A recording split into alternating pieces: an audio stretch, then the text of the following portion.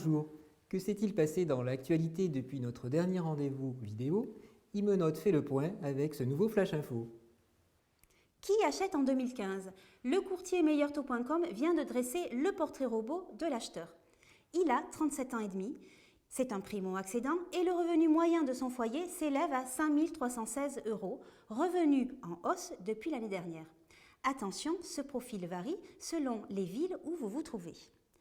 Le montant de l'acquisition est resté stable par rapport à l'année dernière, 249 406 €.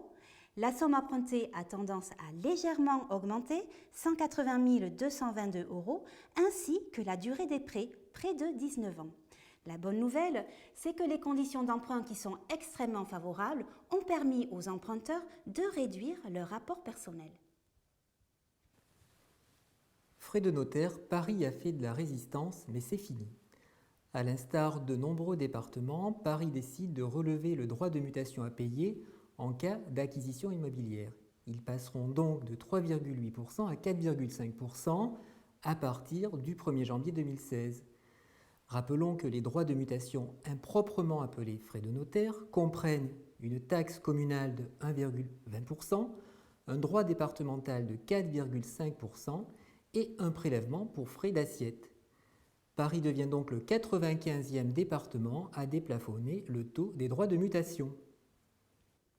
Quel est le top 3 des travaux les plus demandés à l'entrée de l'hiver?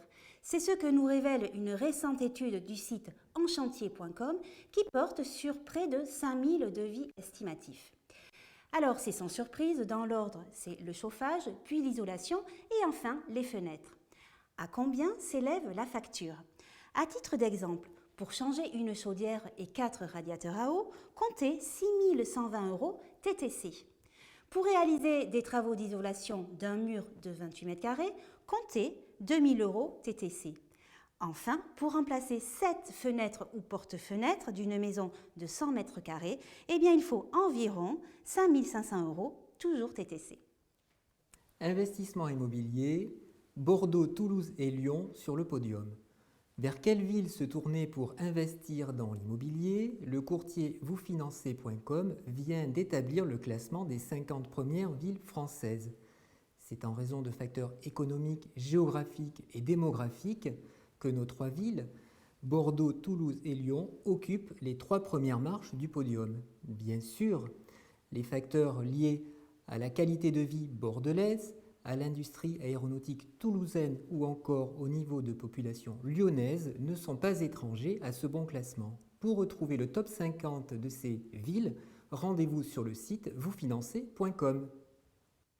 Un nouveau sondage sur le site imonote.com.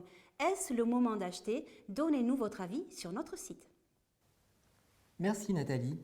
À très bientôt pour un nouveau Flash Info. Nous vous souhaitons d'excellentes fêtes de fin d'année.